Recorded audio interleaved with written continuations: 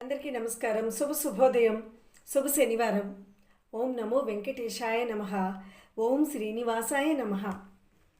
అన్ని సమస్యల్ని కూడా, శోకాలను, భయాలను తొలగించే శబ్దం ఇది. ఈ నామాన్ని జపిస్తే మనసులో శాంతి, అలాగే ఇంట్లోకి ఐశ్వర్యం, అలాగే జీవితంలో రక్షణ, ఇవన్నీ కూడా మనకి వస్తాయి. అందుకే ఓం శ్రీనివాసాయ నమః అని కనీసం మనము అనుకోవాలి.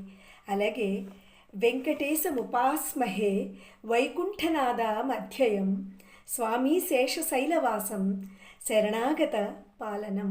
అంటే శేషాచల వాసుడైన వెంకటేశ్వరుడు కేవలం త్రిలోకాలకు పాలకుడే కాదు, ఆయనను ఆశ్రయంగా తీసుకున్న ప్రతి భక్తునికి కూడా అతడు రక్షకుడు.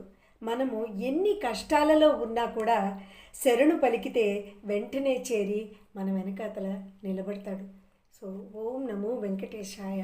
ఈరోజు నా కుటుంబంతో పాటు మీ కుటుంబాలన్నీ కూడా ఆయురారోగ్యాలు, అలాగే అష్టైశ్వర్యాలతో మనం అనుకున్న కార్యాలన్నీ సిద్ధించాలని, ఈరోజు శనివారం మంచిగా గడవాలని మనస్ఫూర్తిగా కోరుకుంటున్నాను. మీ పద్మలత కొఠి.